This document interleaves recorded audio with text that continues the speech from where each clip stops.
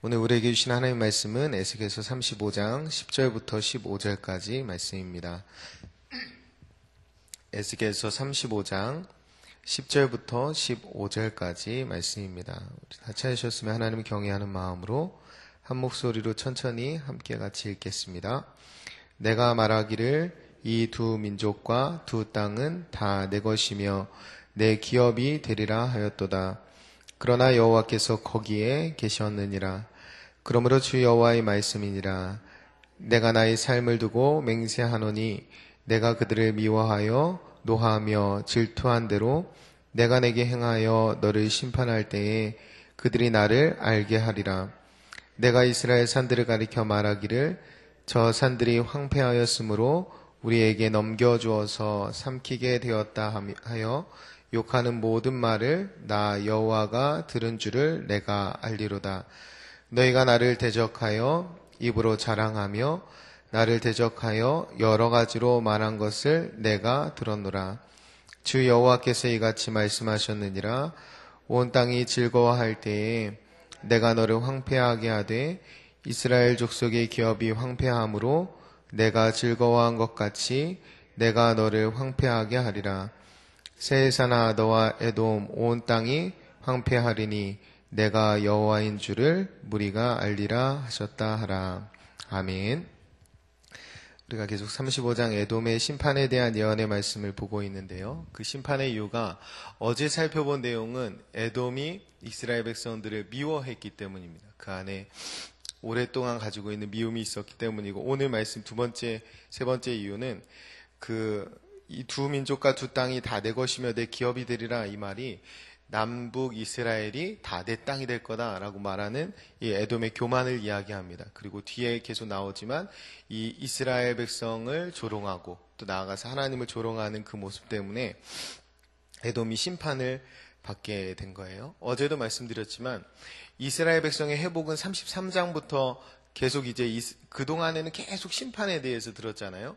근데 33장부터는 이제 이스라엘 백성의 회복에 대한 내용이 시작되는데, 그 말씀을 하시던 중에 35장에 다시 에돔에 대한 심판의 내용이 나오는 거예요.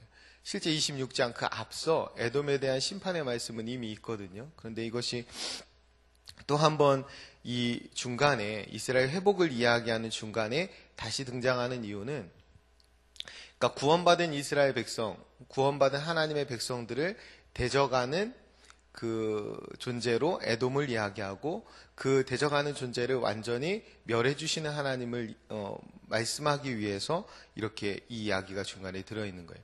그러니까 하나님이 우리에게 완전한 구원을 주시는 하나님이심을 드러내기 위해서 이 말씀이 있는 겁니다. 이스라엘 백성은 오늘로 하면 영적으로 구원받은 우리 그리스도인들을 이야기하고, 에돔은 하나님이 택한 백성을 대적하는 악한 원수를 상징합니다. 그래서 오늘 본문에서 사실 제일 중요한 표현은 10절이에요. 10절 후반부에, 그러니까 그 앞서 에돔은 교만하고 에돔은 이스라엘 백성들을 미워하고, 그러니까 악한 원수는 택한 백성을 미워하고 공격하고 교만하지만 그러나 여호와께서 거기에 계셨느니라, 이 말씀이 사실 제일 중요합니다. 그러나 여호와께서는 거기에 계셨느니라. 12절 13절에 보면 계시면서 그곳에서 지켜보시고 들으신 하나님에 대해서 나옵니다. 그러니까 하나님이 그곳에 계셨다, 이것이 제일 중요합니다. 오늘 본문에서 하나님은 에스겔에게 인생이 고난과 고통 가운데 있을 때, 그리고 대적들이 하나님의 사람들을 조롱하고 핍박하고 빼앗고 하는 그 순간에 하나님이 어디에 계시냐면 바로 거기에 계신다라고 말씀해 주는 거예요. 우리가 세상을 살아갈 때 우리가 고통당하고, 때로는 세상 사람들로부터 우리가 좁은 길을 걸어갈 때에 핍박을 당하고, 아니면 우리가 도리어 빼앗김을 당할 때에, 그때 하나님이 어디에 계시냐면 우리와 함께 하신다라는 말씀입니다. 하나님이 오늘 내가 좁은 길을 걸어가며 예수 그리스도를 따라서 인생길을 살아갈 때, 하나님이 그 길 가운데 고난도 있고 고통도 있고 어려움도 있지만, 그때 하나님은 어디에 계시냐면 지금 여기에 나와 함께 하신다, 그 말씀을 지금 하고 계신 것입니다. 하나님이 우리에게 있는 대적들을 지켜보시고 그 대적들이 내뱉는 말을 들으시고 살피시고 우리와 함께 여기 계시는 하나님이시다. 이것을 믿는 게 사실은 신앙이에요. 예수 그리스도께서 오실 때에 예수님의 예언의 말씀이 뭡니까? 예수님이 태어날 때 마태복음 1장 23절에 보라 처녀가 잉태하여 아들을 낳을 것이니 그의 이름을 임마누엘이라 하리라 하라. 이는 하나님이 우리와 함께 계시다 함이라. 그러니까 하나님이 우리와 함께 계시기 위해서 오신 분이 임마누엘 예수 그리스도예요. 그래서 그분이 승천하시면서 마지막 28장에 뭐라고 말씀합니까? 세상 끝날까지 너희와 항상 함께 있으리라. 우리 주님이 우리에게 약속해 주신 것이, 여러분 이걸 오해하면 안 되는데, 우리와 함께 해 주시기를 약속하신 것입니다. 하나님이 오실 때나 가실 때 시작과 마무리가 우리에게 무병장수 혹은 만사형통의 삶을 보장해 주신다고 약속하신 것이 아니라 우리에게 영원까지 함께 해주신다라고 말씀해 주셨어요. 그 사실을 믿는 것이 신앙이고 그 사실을 누리는 것이 우리가 이 땅에서 누려야 할 천국 백성의 삶입니다. 에돔이 이 남과 북이 내 땅이 될 것이다 라고 이렇게 자신 있게 교만하게 이야기했던 이유는 뭐냐면 블레셋하고 맹약했기 때문이에요. 블레셋하고 거래가 있었기 때문입니다. 둘이 약속하고, 그래서 공격할 때 도와주면 그 땅을 주기로 블레셋과 약속한 거예요. 그래서 에돔이 이렇게 자신 있게 교만하게 그 땅이 내 땅이 될 것이다 라고 이야기하는 겁니다. 근데 우리가 그리스도인들이 어떤 확신 가운데 살아야 되냐면, 사실은 이 땅을 에돔이 갖지 못하죠. 하나님이 이스라엘 백성에게 주셨고 하나님이 주신 땅을 그들의 사랑과의 거래 가운데 취할 수가 없었던 거예요. 근데 우리는 어떠냐면 하나님이 우리를 예수 그리스도 안에서 하나님의 언약 안으로 불러주셨습니다. 이것은 바뀌지 않아요. 그래서 그 사실을 믿는 것이고 우리를 그렇게 불러주시고 자녀 삼아주신 그 언약 안에서 확신 가운데 살아가는 것입니다. 나와 함께 해주기 위해서 오신 하나님, 그래서 나에게 오셔서 모든 죄를 깨끗게 해주시고 오늘도 나와 동행해 해주시는 그 하나님을 믿고 살아가는 것이 우리가 누리는 신앙생활입니다. 그 삶을 우리가 오늘도 살아야 되는데요. 이사야서 49장 15절 16절에 이런 말씀이 있습니다. 여인이 어찌 그 젖 먹는 자식을 잊겠으며 자기 태에서 난 자식을 긍휼히 여기지 않겠느냐? 그들은 혹시 잊을지라도 나는 너를 잊지 아니할 것이라. 내가 너를 내 손바닥에 새겼고 너의 성벽이 항상 내 앞에 있나니. 갓 아이를 낳은 어미가 젖먹이 자식을 잊을 리가 없잖아요. 그런데 그 어미가 혹시라도 잊을지 몰라도 나는 잊지 않는다는 거예요. 이 말이 뭐냐면 내가 예수 그리스도 안에서 너희를 낳았고 내 자녀가 되어서 내가 손바닥에 새겨놓고 항상 보고 있다라는 거예요. 그 하나님의 시선이 우리와 늘 함께 하신다는 사실을 믿는 것이 중요합니다. 그 시편 139편 7절부터 10절까지 말씀이 있는데 제가 한번 읽어드리겠습니다. 내가 주의 영을 떠나 어디로 가며 주의 앞에서 어디로 피하리이까? 내가 하늘에 올라갈지라도 거기 계시며 수월에 내 자리를 펼치라도 거기 계시나이다. 내가 새벽 날개를 치며 바다 끝에 가서 거주할지라도 거기서도 주의 손이 나를 인도하시며 주의 오른손이 나를 붙드시리이다. 아멘. 그래서 하늘에 올라갈지라도 거기 계시고 수월, 지옥에 내 자리를, 음부에 내 자리를 펼지라도 거기 계신다는 거예요. 내 삶이 하늘, 천국과 같은 상황에 있을 때에도 하나님은 나와 함께 하시고 내 상황이 지옥과 같은 상황이 있을 때라도 하나님은 나와 함께 하신다는 말씀이에요. 이것이 시편 기자의 고백입니다. 여기에서 새벽 날개치며라는 표현은 이거 시적인 표현인데, 그러니까 이 새벽녘에 이게 태양이 딱 떠오를 때 그 빛이 이렇게 딱 올라오면 한 번에 이렇게 쫙 비춰지잖아요. 그 모습을 이야기하는 거예요. 그러니까 빛의 속도로 바다 끝에 탁 닿듯이 그렇게 빠른 시간 가운데도 하나님의 임재와 나와 함께 하신다라는 말이에요. 그러니까 내가 빛의 속도로 날아갈지라도 하나님의 임재를 피할 수가 없다는 말이에요. 여기에서 이스라엘 백성이 말하는 바다 끝에 가서 거주할지라도 라는 말은 바다 끝이 어디냐면 이스라엘 땅에서 봤을 때 서쪽 끝을 이야기합니다. 지중해. 바다가 지중해를 말하는 거예요. 서쪽에 있어요. 해가 동쪽에서 뜨고 바다가 서쪽에서 있습니다. 그러니까 동에서부터 서 전체를 말하는 거예요. 해가 뜨는 동쪽에서부터 해가 지는 서쪽까지 하나님의 임재를 피할 수 있는 곳이 아무것도 없다라는 말입니다. 그러니까 내 상황이 아주 극한 상황에 있을지라도 혹은 내 위치가 아주 극한 위치에 있을지라도 하나님의 임재를 피할 수 없다라는 말이에요. 그리고 이 말씀이 어떻게 끝나냐면 거기서도 주의 손이 나를 인도하시며 주의 오른손이 나를 붙들리라. 여기에서 계속 주의 손이 나를 인도하고 주의 오른손이 나를 붙든다는 말은 뭐냐면 하나님이 그냥 몸으로 나와 함께 하실 뿐만 아니라 그분이 실제 역사해 주신다는 말씀이에요. 손으로 그분이 인도해 주시고 보호해 주시고 지켜 주신다라는 말씀입니다. 우리가 하나님이 나와 함께 하시는, 그리고 거기 계셨던 하나님이 여기 지금 계시는 하나님이라는 사실을 믿는 것은 오늘 나에게 역사해 주시는 하나님을 믿는 거예요. 그 하나님의 손에, 그 하나님의 장중에 내가 붙들려 있음을 믿고 사는 것이 신앙생활입니다. 그 삶을 살아갈 때에 우리가 항상 기뻐할 수 있고 담대하게 하루를 살아갈 수 있습니다.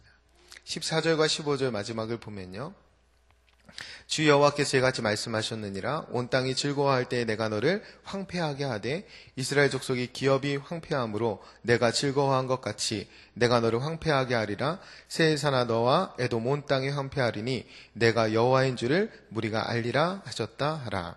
아멘. 온 땅이 즐거워할 때에 내가 너를 황폐하게 하되 라고 합니다. 여기 제가 아까 서두에 말씀드렸지만 이 에돔은 구원받은 하나님의 백성을 대적하는 원수를 상징합니다. 그러니까 여기서 온 땅이 즐거워할 때라는 것은 결국에 마지막 날에 하나님의 나라가 회복될 때에 너를 황폐하게 할 거다. 그 대적이 무찔러질 거다라는 말씀을 하는 거예요. 그러니까 하나님께서 그 백성의 대적 악한 원수를 심판하셔서 멸하실 때에 세상이 기뻐할 것이다 라는 말씀을 하고 있는 거예요. 우리 그리스도인들이 살아갈 때에 우리가 이 땅에 살아가는 동안 수고와 슬픔과 눈물이 가득한 삶을 사실 살아갑니다. 그런데 지금과는 비교할 수 없는 빛나는 미래가 있다라는 사실, 그리고 하나님이 완성하실 그 나라가 있다라는 사실을 믿고 우리가 살아가는 거예요. 하나님이 예비하신, 그러니까 온 땅이 즐거워하는 그때가 있다라는 사실을 믿고 살아가는 거예요. 바울은 로마서 8장 18절에 이것을 뭐라고 말하냐면 생각하건대 현재의 고난은 장차 우리에게 나타날 영광과 비교할 수 없도다 이렇게 말합니다. 우리가 비록 이 땅 가운데 좁은 길을 걸어가면서 고난과 고통 가운데 가지만 그것들이 이겨나가서 그것이 쉽지는 않지만 장차 우리에게 나타날 그 영광하고 비교할 수가 없다라는 거예요. 하나님이 대적을 무찔러 주시고 온 땅이 기뻐할 그날에 우리가 마음껏 기뻐하게 될 거라는 거예요. 그 사실을 믿고 살아가는 것입니다. 지금은 세상이 갈등과 고통 혹은 불법과 불의로 가득 차 있습니다. 그것은 타락한 세상이기 때문에 그래요. 여전히 사단의 권세가 남아있고, 그래서 우리가 이 땅에 사는 동안에 여전히 그런 갈등과 고통, 불법과 불의가 있습니다. 그리고 죄인들이 이기심과 탐욕 가운데 살아가면서 서로 빼앗는 삶 가운데 여전히 고통의 시간들이 있는 거예요. 그래서 관계들이 다 깨지죠. 하나님과의 관계도 깨지고 사람과의 관계도 깨지고 그리고 세상과의, 자연과의 관계도 깨진 상태에서 우리가 살아가지만, 그래서 고통과 고난이 있지만 결국에는 하나님의 나라를 하나님께서 완벽한 구원을 완성하신 하나님께서 그 하나님의 나라를 완성하실 것이고 우리가 함께 기뻐할 날이 온다라는 사실 우리가 바라보는 거예요. 그래서 이 땅에 있는 잠깐의 일시적인 삶으로 기뻐하는 것이 아니라 영원히 있을 그 즐거움을 바라보는 거예요. 일시적인 즐거움이 아니라.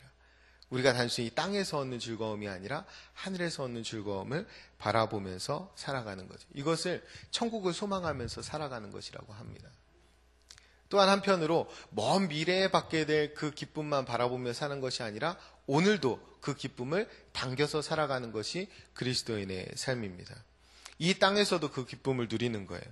구원의 기쁨으로 현실의 어려움을 이기는 거죠. 구원의 기쁨으로 현실의 고난을 이기는 겁니다.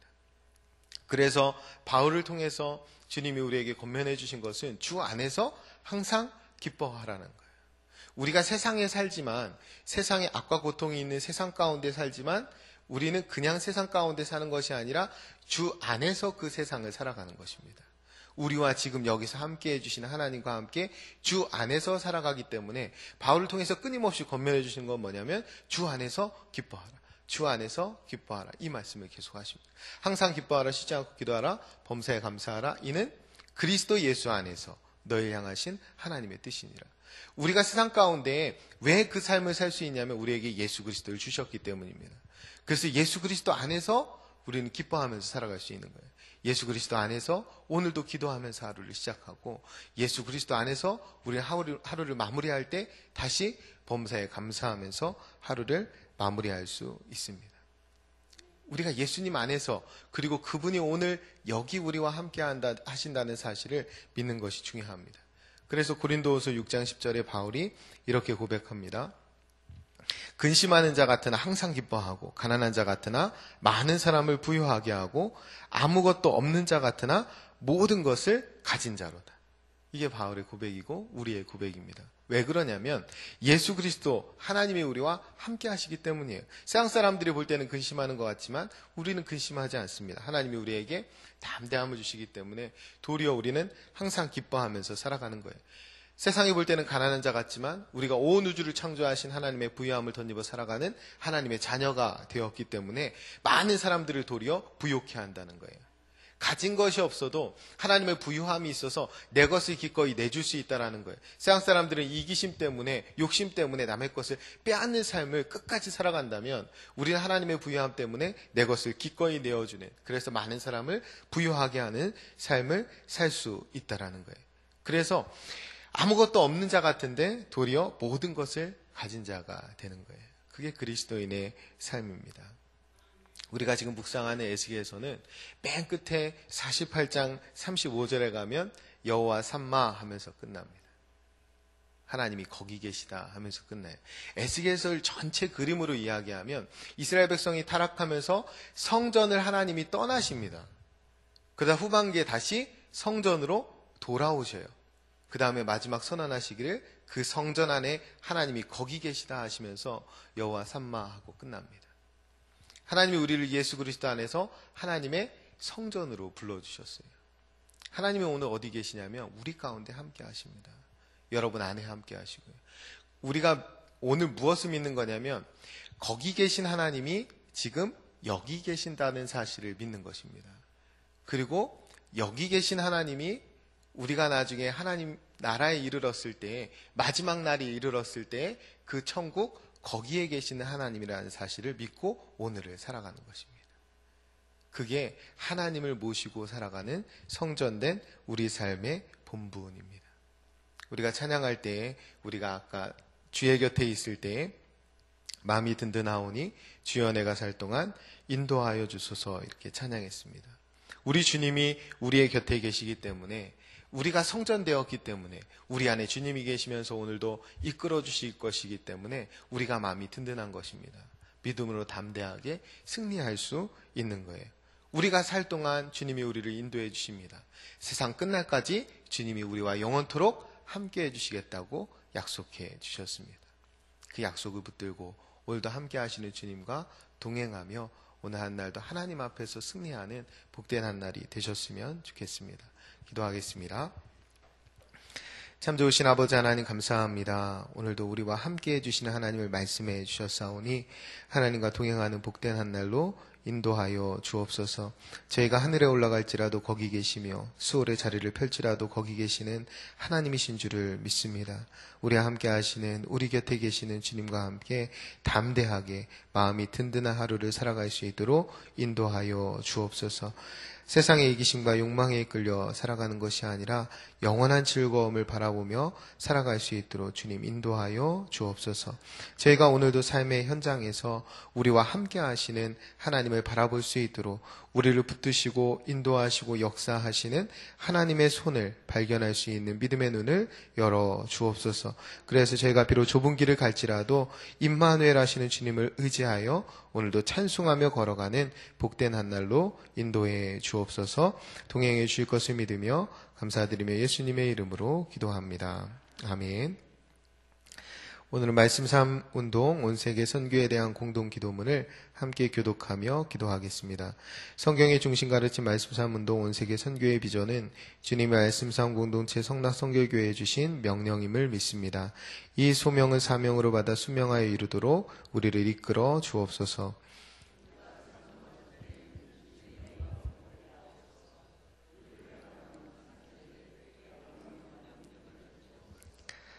문제를 통찰하는 지혜와 한계를 넘어서는 용기를 주시며 하나님 나라를 위해 헌신하는 사람들을 보내주시어 거룩한 영적 부흥을 함께 누리고 나누게 하옵소서. 아멘.